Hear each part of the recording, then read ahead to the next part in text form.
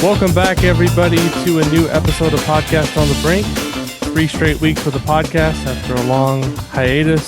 So I'd say that's progress for the show. And today we've got a very special guest, one of our favorite recurring guests in the preseason, John Gasaway. I like to call him my favorite Big Ten hoops expert. He's with ESPN.com. He is back with us on Podcast on the Brink. I believe today's his first day back at ESPN.com too, writing full-time as the season approaches. John, welcome back to the show. Good to have you with us. Thanks, Alex. It's great to be here and really looking forward to the new season. So I got to start with the most obvious question, because we haven't talked to you since everything transpired with Indiana basketball last spring and the coaching change. 2-part question. One, how surprised were you that Archie Miller ultimately did not work out in Bloomington? And 2, what do you make of Mike Woodson as the new Indiana basketball coach? One, I am surprised. I think that if we could go back, 1 year ago right now, most people would be surprised. It's amazing how college basketball works that way. And we just move forward and smooth over the shocks. But, Miller was the get of that cycle. If Indiana didn't get him, he would not have lacked for offers at all. He was targeted by several programs, and if he had chosen to stay put at Dayton, he would have continued to be targeted by several programs. So, I know it's cool and blasé to say, or actually whenever any coach is fired, the default of any column is, oh, Coach X never had a chance for, whatever specific reasons. I often don't buy that, and I certainly don't buy it with Miller. He had some pretty good bona fides, and even, up to a certain point last season, not to rake up painful memories for Indiana fans, but looked like they were going to make the tournament. That's a good thing. And it devolved pretty quickly from there. And I remember vividly, last season being as weird as it was in terms of protocols and attendance and all that stuff. But literally one of the first crowd noises I heard in that season last year was at the Big Ten tournament, Indiana fans booing. I'll just put it, but in context, it seemed they were booing Miller, and I was like, "Wow, this devolved really quickly," and indeed it did. So, yes, I was surprised. And then with Woodson, I think he's one of 3 new coaches in the Big Ten, one of several nationwide. I'll go way out on a predictive limb here and say some of these coaches will work and some won't. But basically, I applaud the instinct, and in Indiana specific terms, I love to see, we choose to characterize these guys as NBA guys, which, is neither here nor there, but that is how they are labeled. For a long time, the thinking was, no, you can't go near those guys. Juwan Howard has changed that dramatically in the Big Ten neighborhood recently, and he wasn't the first guy by my lights. I don't think you're doomed if you hire an NBA guy. So I am really happy to see more coaching hire paradigms than for years and years we were just stuck with, hey, this guy was a scrappy white point guard as a player in college, and then he went to a mid-major and he's fiery as all get out, and let's hire them. That's fine. A lot of those guys work out. That fits Bill Self to a T, and he's pretty good. I'm not saying you can't do that, but there are other paradigms that can work too. And I love seeing these opportunities expanded. And I think Juwan Howard has a clean slate at a storied program and a fantastic opportunity to do something special. When you look at Indiana entering this season, I think the biggest question that I've gotten from fans and readers of Inside the Hall is kind of what to expect from a Mike Woodson coach team. We've never seen him coach college basketball. We've seen, I saw video of a couple of games that they played in the Bahamas. It was shot from the baseline. I wasn't there in person. We did have somebody there. Things have been written a little bit about those two exhibition games, but to me, it's hard to draw anything conclusive. I'm curious kind of just from an analytics perspective and projecting teams coming into this year, because I know you do a lot of work with that, and I know Bart Torvik and Ken Palm do those types of things. How do we forecast what Indiana is going to look like from a style of play perspective when we're looking at a coach who there's not a body of work to draw back on in terms of style of play and all that? Yeah, right. In terms of style of play, it is very difficult. And that's why we, as college basketball fans, love November, because you and I can say Indiana will look like this on offense in comparison to what we saw with Miller, or they'll do more of that on defense. And we can say that we're taping this in October. We can say that, and it can be, based on what we think are sound assumptions. But as soon as we see the ball go live in November and just get 20 minutes, 40 minutes of actual basketball under our spectating belts, we've just got a much better sense in terms of style of play. So I'll remain agnostic on that. But in terms of just forecasting performance, one bit of good news for Indiana fans is that unless there's something really wacky and unexpected that happens this season, Indiana's Big Ten opponents will not shoot as well on threes. They were lights out last year, and that is one good thing, one wind that new coach Woodson already has in his sail. Hey, these Big Ten opponents aren't going nuts from the perimeter the way they did last year. So that's one thing that will come back to the mean in all likelihood, and that's good news for Hoosiers. You look at the roster that Mike Woodson's assembled here in his first year. Obviously, bringing in Xavier Johnson from Pitt seems like a positive pickup. Miller Kopp, we know what he was at Northwestern. I think a solid contributor, not somebody that you want to rely on as a go-to guy, but I think he's a guy that can help you with his perimeter shooting. What do you kind of make of Indiana's rotation on the perimeter? Because that, to me, is the biggest question mark I have. I know what they have in Trace Jackson Davis. I think Race Thompson's going to be a solid contributor, but my biggest trepidation with picking in Indiana to take a pretty significant leap forward is their guard play. So I'm curious what you think of the mix of players that they have on this roster. Yeah, Johnson is a good pickup. That's effectively a veteran, even though he's new. It's a good question of how you classify transfers exactly in terms of, I like to quantify these things, as does, you mentioned Bart Torvik, in terms of returning possession minutes. I like those a lot. And Indiana looks good on that score. Obviously, they've got veterans coming back. And Alex, you and I have had this discussion now for what seems like a while. I'll say it again.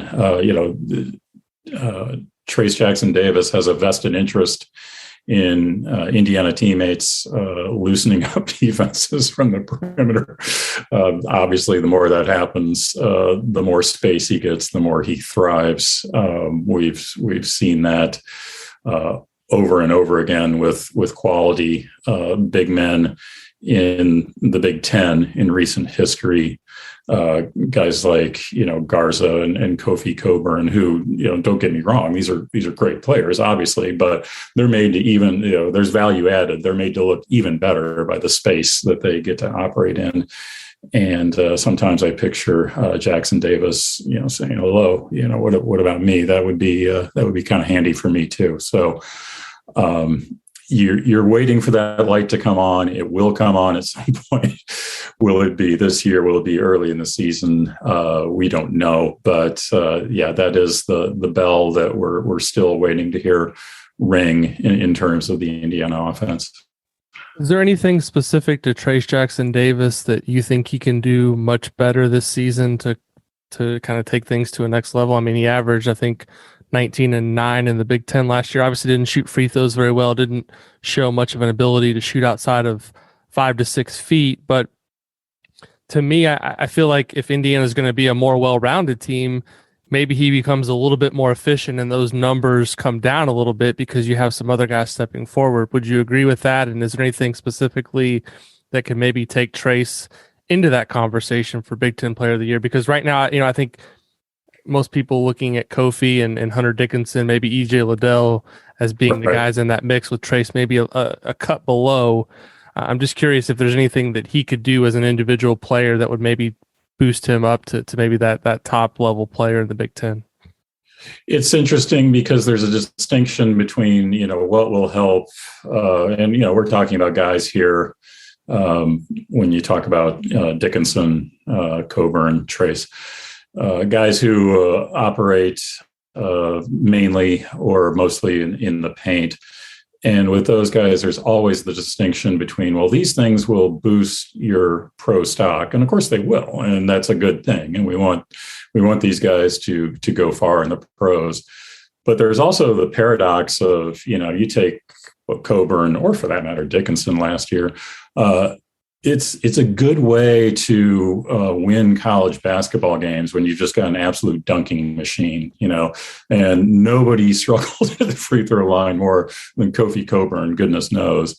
But you look at his offensive efficiency, it's pretty good because, he's getting the ball way down low and he's dunking it. So yes, Trayce Jackson-Davis can round out his game with those improvements that you mentioned, mid-range jump or even, short range. We need a new term for something that just isn't right at the rim.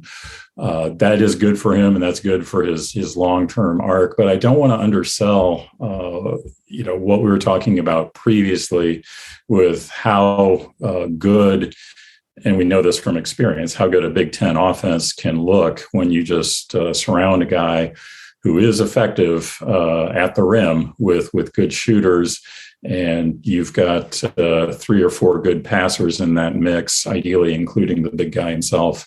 That can be a good way to live. So even if we come back and we say, wow, the free throw percentage wasn't as good as we expected, Indiana can still get the job done on offense. Do you see any guys on this roster that are capable of kind of loosening all that pressure on Trayce in the paint? Because, we've going back the last 2 or 3 years, I can remember, you probably remember this too, when Indiana was playing those games where they had Justin Smith and the other team would basically just pack the paint. And that was the Romeo Langford, Juwan Morgan season where, it was basically, we're daring you to shoot from the perimeter. And that's kind of been, that was the biggest complaint for me in the Archie Miller era, was there was no perimeter shooting. So now I mentioned Miller Kopp, I didn't mention Parker Stewart, but he's a guy that maybe can loosen some of that tension. Do you feel like Indiana has it's impossible to predict what a team's going to do from the perimeter shooting because we don't know.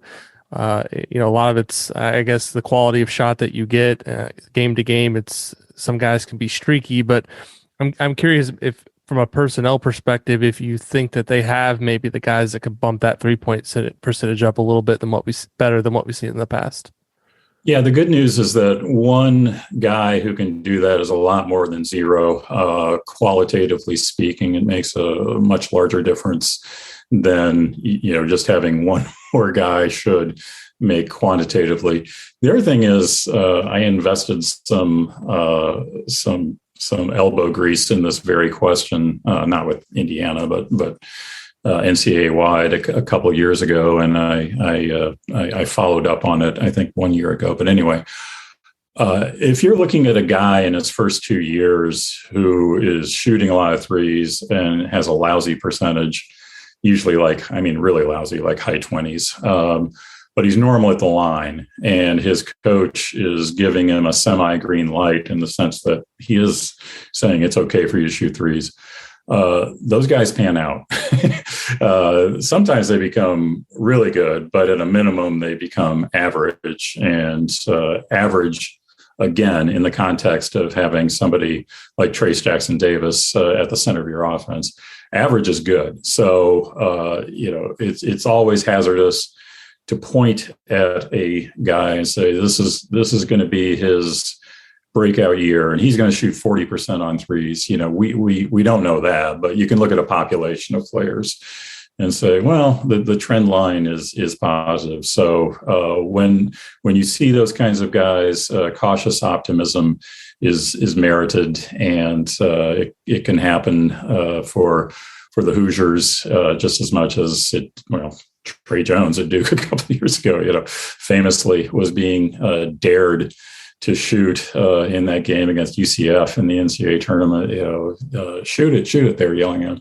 And nobody, noticed or cared. But the next year, he was perfectly normal in shooting. So it can happen to people in the Big Ten as well.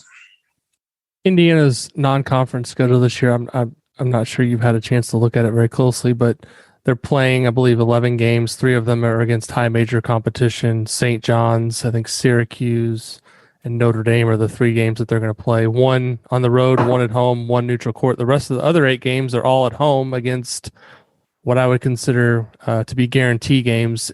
With a coach in his first season, a lot of players that you're trying to get used to a new system, and kind of the backdrop of the Big Ten being strong enough to build that resume. Do you like the approach of easing a team in and maybe racking up some wins early on to build some confidence?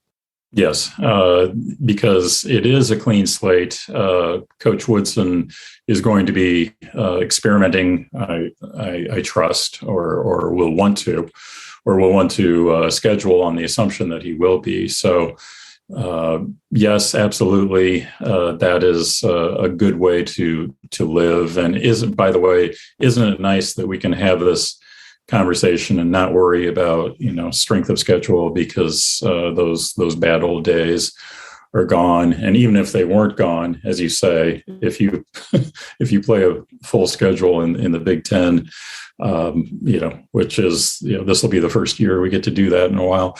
Your strength of schedule, for anybody who's still looking at that, is fine. I don't know why people look at that. It's already included in the NCAA's net ranking, that it's in there.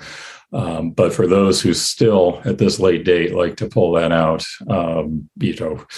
it will look just fine after the conference schedule. So I'd be interested. I haven't looked closely at what the non-conference schedules look like for other first-year coaches in the Big Ten at Penn State and Minnesota, but in the generic sense, that I think that's the right approach to take. I want to ask you quickly about the other 2 Big Ten offseason hires. Micah Shrewsbury at Penn State. I think a lot of people are optimistic about his future, just kind of based on the fact that he's worked with 2 really good coaches, Brad Stevens and Matt Painter.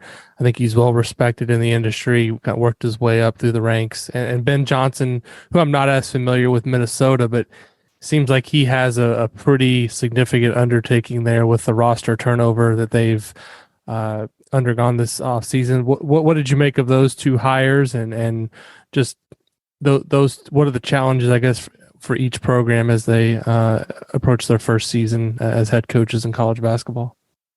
Well, having said my piece on the Woodson hire and how I, wave the pom-poms for a quote-unquote NBA guy getting a shot with respect to Shrewsbury and Johnson both, let me pick up an entirely different but very spiritually aligned set of pom-poms and say, hats off to assistant coaches at teams besides Duke getting a chance to be head coaches at major conference basketball. These are not easy positions. If you look at these 2 programs historically, say last 20 years or so, it's going to be tough. There are not a lot of NCAA tournament berths combined for Penn State and Minnesota. some decent, turnover at the head coaching position at both of those places. But I do appreciate assistants getting a crack at showing what they can do. And, whether your favorite example is Tom Izzo or whomever, assistants can get it done. And you don't just need to go to the head coach at, the best mid-major conference. Assistants, that's a much larger population of coaches nationally, obviously. And I love to see them get the opportunity. So I'm not expecting great things overnight from the Nittany Lions or the Gophers, but I do like to see those guys get their shot. I want to talk now about the Big Ten just at large and some of the teams in the league. But one of the themes that I kind of noticed when I was going through my preseason exercise with Dylan Burkhardt over at UM Hoops, where we like to usually unsuccessfully rank the top 25 players in the Big Ten in the preseason. We always come back at the end of the season and I guess look at some of the decisions that we made on that list and wonder what we were thinking. But one of the themes from that list that I looked at this year was there's not a lot of really high quality guards in the Big Ten. In my opinion, you look at the top of the league and it was a lot of big guys. I think Travion Williams is a guy we didn't even mention earlier, but he's an elite front court player. Zach Edey. There's some others around the league, and the guard play, outside of Andre Curbelo and Jaden Ivey, there's just not a lot of guards in the Big Ten that I'm super excited about. Is it just a cyclical thing where right now in the Big Ten that the guard plays down, or is there something else that maybe a longer term trend that you've noticed here with guards in the Big Ten? Yeah, I think the guards will emerge and assert themselves. They usually do, and they will have the opportunities to, because this is the nature of the game now in 2021. So they will be heard from. We don't know, which names they will be. We've got some pretty good guesses. I love the bigs you named. I still remember, I think it was against Michigan State. There was a alley-oop to Zach Edey last year where I swear his feet didn't even leave the floor. He just reached up and stuffed it in what I think was the paradigmatic, Purdue play of the Matt Painter era. I mean, that you've got a big guy when you can see that happen. So he is a great watch. I love Williams. We can go on and on about the bigs in the conference. The guards will emerge too. If nothing else, Andre Curbelo is an entertaining watch. I'm not sure what his bottom line offensive rating will be at the end of the year. We'll see, but he's a roller coaster visually, and I'm sure he'll be joined by other guards that we talk about and dissect by the end of the season. Illinois is an interesting team entering the season. Obviously, they lose Io. But they lose two assistant coaches to Kentucky, which we don't necessarily know how that's going to work long term with recruiting. But this season coming off the disappointing loss to Loyola in the tournament, but Kofi's back, Curbelo's back, Trent Frazier, DeMonte Williams. It feels like they have the pieces to be a contender in the Big Ten. What, I guess, is your biggest concern about this Illinois team entering the season, and what has to happen, I guess, if they want to be in that mix with, I think most people are looking at Michigan and Purdue as the two favorites, but Illinois maybe just slightly behind. What do they have to do to get into that mix with the top two teams? Yeah, I mean, certainly losing a National Player of the Year candidate, speaking now of Io, that leaves a gaping hole. It's easy to be, I don't want to say blasé, but it's easy to say, well, Curbelo is skilled and Trent Frazier is a veteran. Those are true, but neither guy had to be the man in the way that Io did on offense. Dosunmu also added contributions that were probably slightly underrated on defense. So it's a big hole. And yes, you like the chances of a team that starts with the trio that you named. You got Kofi, you got Trent Frazier, and you've got Curvelo. That's a good three legs to start your stool with.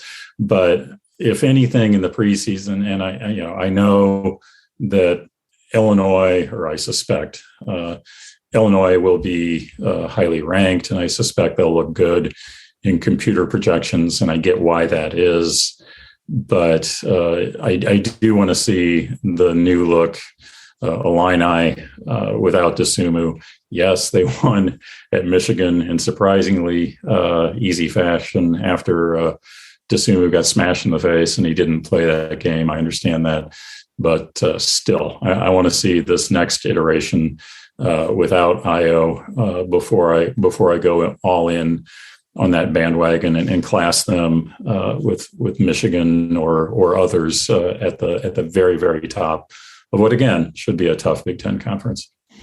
Is all of the optimism on Michigan justified in your eyes, despite the fact that they lost Isaiah Livers and Franz? And they're interesting to me in that they have a really good freshman class, but freshmen are so hard to project, and they've also got a transfer coming in from Coastal Carolina who I think they're going to be relying on to play a lot of minutes at point guard. But I do like that they have Eli Brooks back. I like that they have Hunter Dickinson back, and Juwan Howard has shown that he's capable of winning a lot of games in the Big Ten. But Michigan, does seem like they do have, there are some questions that still have to be answered if things are going to go as well as expected. Would you agree with that? And what are the reasons for, in your eyes, for that preseason top 10 ranking on the Wolverines? Well, the thing with Michigan that I want, my conscience assuaged on is defense. And that when you have a highly rated freshman class coming in as Michigan, good for them. They do. We think that, talents will emerge and scoring will happen from that. But you can see it still being a learning process on defense. And by no means do I think the Wolverines are going to be, bad or even average on defense. I'm sure they'll be good. Last year, they were, statistically speaking, just fantastic. They were amazing. They were great in Big Ten play on defense. So it would be normal to expect some drop down from that. I think we could be looking at a scenario where we say, it's reasonable to say Michigan's the favorite in the Big Ten this year, ... But not sure if we're going to have, the same strength at the very top that we saw last year with Michigan. Illinois ended catastrophically, but let's not forget they were a 1 seed. Iowa was in that mix for a long time last year. That was a pretty strong top of the conference. So that would be my one question. But yeah, with what Howard showed last year, with the recruiting chops that he's already displayed, and oh, by the way, Hunter Dickinson, Eli Brooks, I've been a fan of worse teams than that. So they've got a pretty good baseline to start with. My biggest question with Purdue is how do you get Edey and Williams on the court for as many minutes as possible? Because they're both really good players, but can they play together? It sounds like Matt Painter is open to the idea. Right. Some of the every preseason we hear coaches talk about, this guy's been working with the guards. We've been trying to get him more able to play maybe the four with respect to Travion Williams. Do you buy this idea of those two being able to play together? And then the other fascinating part of it is, how does Jaden Ivey fit into the plan offensively? Because to me, he has a chance to be one of the most dynamic players, not just in the Big Ten, but in the country, based on what he did with Team USA over the summer. So it's fascinating. I know Indiana fans aren't going to want to hear this, but Purdue, how they integrate all these pieces together, to me, is going to be pretty fascinating. It starts with the two big guys, and then also with Ivey figuring out what his role is going to be. Is he going to have the green light to just go do whatever he wants, or how is this going to look? Yeah. That's what non-conference season is for, and I hope that we get to see Williams and Edey experiment try. I will say that the assumption has run so strongly to the contrary with that kind of situation that it just begs to be tested and not disproven, but that it can work at times. Last year, to take one example, rather far afield, but before Oscar Tshiebwe transferred away from West Virginia last year, they were playing some heavy-duty possessions with two bigs at West Virginia with Bob Huggins. And people forget this, but, there was a lot going on. There was a pandemic. But very early in the season, they played Gonzaga, and they threw a scare into what was going to be, an undefeated team all the way to the national championship game. And it was because they were playing two bigs. And, of course, you worry about that. Oh, what are they going to do on defense? Somebody's going to have to guard somebody on the perimeter. I'm not discounting that at all. But the other half of that equation with Purdue is somebody's going to have to guard them. And how do you match up with those two beasts? And I use that in the most complimentary and efficient term. They would be a lot to handle. So I don't know. I'm not inside Painter's head. I don't know what his plans are, but it would certainly be worth a shot and something that would be fun to watch. Just in terms of Ivy, what are you as high on him as the rest of us that follow the Big Ten? Yes, the potential is there, and I love the use of Team USA stats. I remember parsing those for Jahlil Okafor, with whatever team he was, U18 or I don't remember, and it's those are valuable. And he's going to be a beast, but he's not going to be much of a rim defender. So good on you for parsing those with Ivy. I'm there with you. Anything can happen, and sometimes the potential that we see actually gets delayed, and it comes online a little later than we thought instead of immediately. Will he have a green light is an excellent question, but all of those caveats notwithstanding, I'm bullish. The three teams that I look at in the Big Ten that if Indiana wants to be an NCAA tournament team, they have to probably be better than at least two of these, maybe all three of them: Wisconsin, Iowa, and Rutgers. Okay. What do you make of all of those three? I mean, just give me maybe a couple of your thoughts on each team. I've been going through writing my preseason preview on each Big Ten team, and I have so many questions about all three of those teams. I'm a little bit higher on Rutgers than the other two, but I can see scenarios where all three finish ahead of Indiana, and I can see scenarios where there's a lot of question marks on each of those rosters and things maybe don't pan out as well as those coaches hope. Yeah, it's funny you mentioned Rutgers because I was going to start there and just with a blanket statement that, if I'm a Rutgers fan, I'm deliriously happy. They are in the best position they've been in decades. Not to bring up any painful memories for any Scarlet Knights who have wandered into the podcast here, but I'm sorry, they had Houston absolutely dead to rights. I mean, dead to rights. They should have won that game against a team that made the Final Four. And from a Big Ten pride standpoint, that still kind of rankles me because nobody else in the Big Ten, with the spectacular exception of Michigan, was doing much of anything in the NCAA tournament. So it's good news for Rutgers. Wisconsin, I'm staying far away from because by everything that I look at closely a year ago, I was saying, this is the team, nobody's talking about them. Buy your Wisconsin stock now. I like them a lot. They're gonna win this Big Ten, and that didn't go so well. So I'm on a hiatus from Wisconsin forecasting. I got burned badly by the extremely experienced and previously good shooting pitchers last year. Still not sure what really happened there. And I don't know, with your Indiana must be better than these three teams. I might see the glass more half full.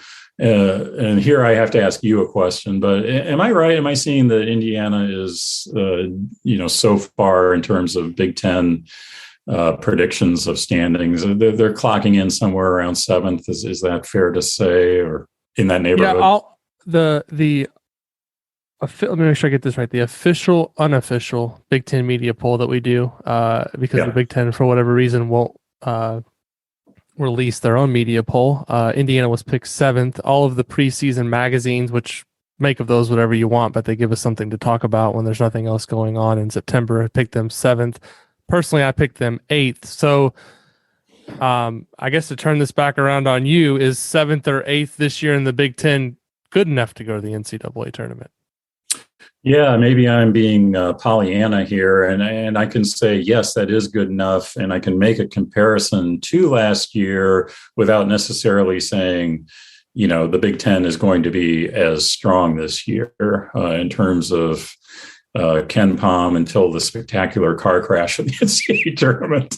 It was as strong as you can get. So that's unlikely to repeat itself. But historically speaking, seventh, yeah, you'd feel pretty good. You'd feel pretty verging on to very good about your NCAA chances. And again, the field is a fixed size. They've got to get those 68 from somewhere. So to say that the Big Ten gets 7 or 8 teams, that sounds impressive and swaggering on paper. But the truth is, the Big Ten is one of the best conferences in the country consistently, whether or not it's the best. And it's a big conference with a lot of teams that will be ranked. And to say that Indiana is going to be seventh is really good.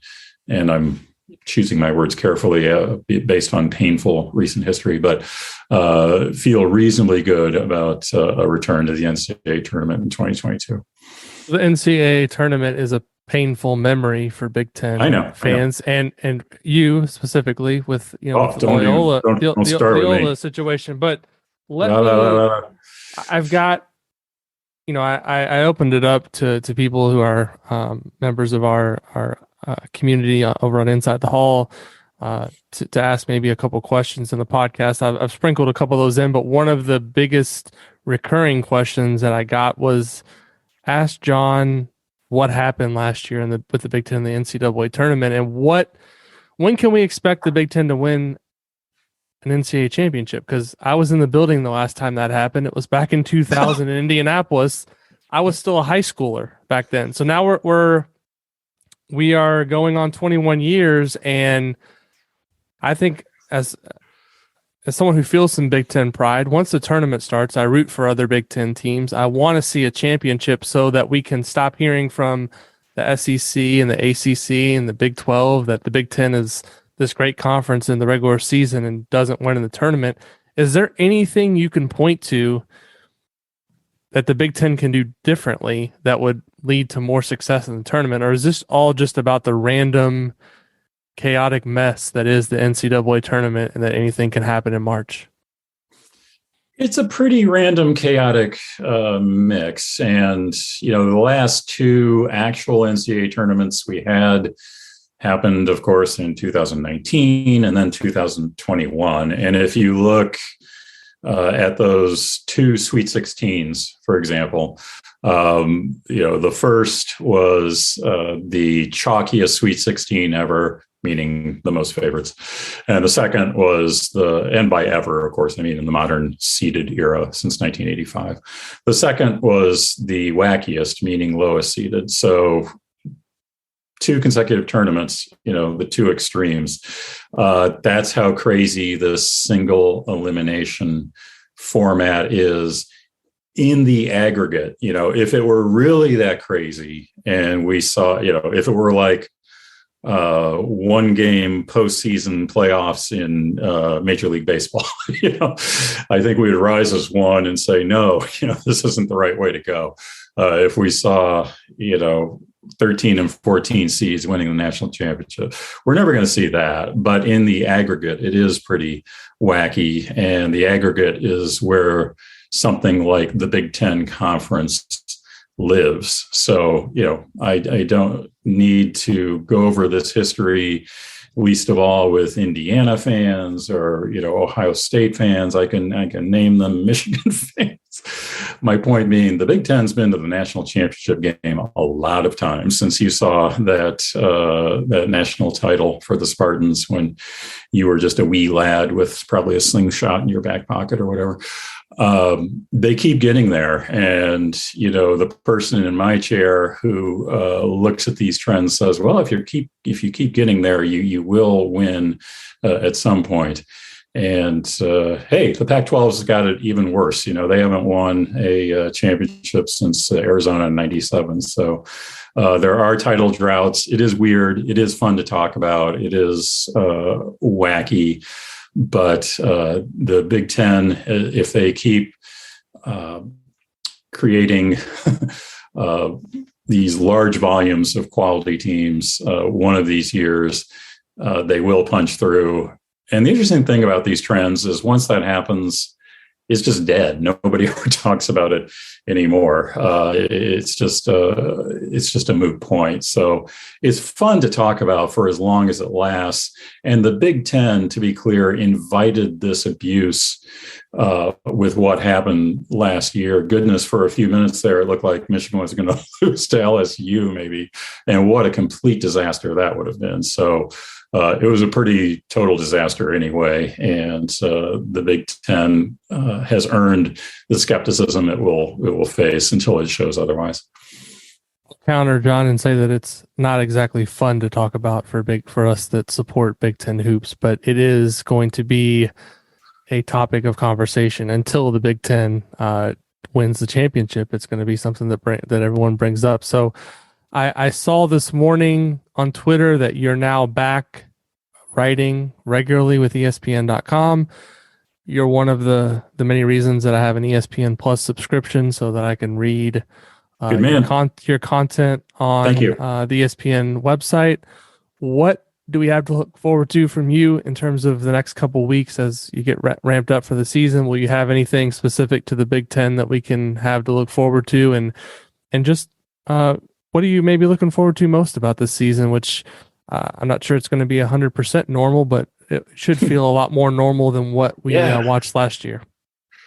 That is what I am looking forward to is the first, well, I think it's, I hesitate to use the term 100% normal, but it's going to be really, really normal unless I'm, very wrong.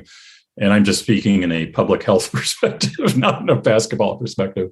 We haven't had one of those since I watched Virginia beat Texas Tech, which seems like a long, long time ago. Not as long ago as the Big Ten winning a title, but that seriously seems like a long time ago. A normal season from beginning to end. That's why I got into this, gig is because I love college basketball as a fan. I love arguing about it. I love talking about who really is going to win the national championship or among contenders, what's wrong with them? What do we have to worry about with Gonzaga? This kind of stuff. And, for the last two seasons, rightly, those things have seemed kind of small and trivial next to what's going on in the larger world. I get that. I wrote about that, and rightfully so. I hope that this year is the year when we get back all the way, full crowds, full season, every game played, the works, because I haven't had that for a while, selfishly speaking, and that's what I'm looking forward to. In the next few weeks, you'll see me in terms of Big Ten specific things. I'll be ranking the best players in the country, and that will be brimming fairly with Big Ten players. I know that you and Dylan Burkhart went through the same exercise with Big Ten only players. I really hope that every time you get that, every time you do that activity and you punch in and you hit send, you get an instant reply about what about, player that you didn't name, and you get yelled at, because that happens from time to time with me and will happen again here very soon. I'll be trotting that out. We're previewing everybody. Our mid-major preview is out as we tape this, and that's myself and my colleagues, Joe Lunardi, Jeff Borzello, and Myron Metcalf. Of course, we'll be doing the Big Ten, and that will be a rollicking exercise with actual predictions of who's going to win and why. And then lastly, if I can just tease something while being somewhat mysterious, I've been interviewing. This is not Big Ten specific, but I still want you to read it. I've been interviewing every member of a team from decades ago, and they'll be in the conversation this year, I think, because of just what's happening. And I've really enjoyed it. These are guys who are now in their 60s, and they've got some tales to tell. And that will be running coincident with the start of the regular season. So give that a look, please, because I've really enjoyed doing it. John, it's one of my favorite annual preseason conversations that we have on the podcast is to have you on. I've been reading your work really since before I got into to doing Inside the Hall. So it's been a long time. I can remember. Or the Big Ten wonk, right? That's kind of where you got your start, and it's been fascinating to continue to follow your work. I'm glad you're able to carve out the time. We're appreciative of it. Come on the podcast, and good luck this season with your predictions. You mentioned you getting the replies to the list. Dylan and I get those too. So and I'll never forget the year that Keita Bates-Diop won Big Ten Player of the Year, and we didn't even have him in the top 25 in the preseason. So that's probably our biggest mistake ever. But you live and you learn, and that's how it works. So, Alex, you can ask me sometime about predicting that Virginia would win the 2018 NCAA tournament. That went equally as well. So you were just a year later they got it done. So there. Yeah. I was a year off. It's all good. Yeah. Well, thanks everybody for listening to this week's episode. Again, thanks to John for taking the time. You can check him out on ESPN.com. As I mentioned, well worth the subscription to ESPN Plus because for me, all of the college basketball preview content and throughout the season, I think John does an excellent job of writing about things from an analytic perspective, and I just really enjoy his perspective on college basketball in general. So check that out. And as for Podcast on the Brink, as I mentioned at the top of the show, 3 straight weeks now with the show, we're back into the swing of things. And so we'll be back again next week with another episode. If you enjoy the podcast, leave us a rating or a review over on Spotify, iTunes, wherever you listen to podcasts. Thanks again, everybody, for listening. And we'll be back next week with another episode of Podcast on the Brink.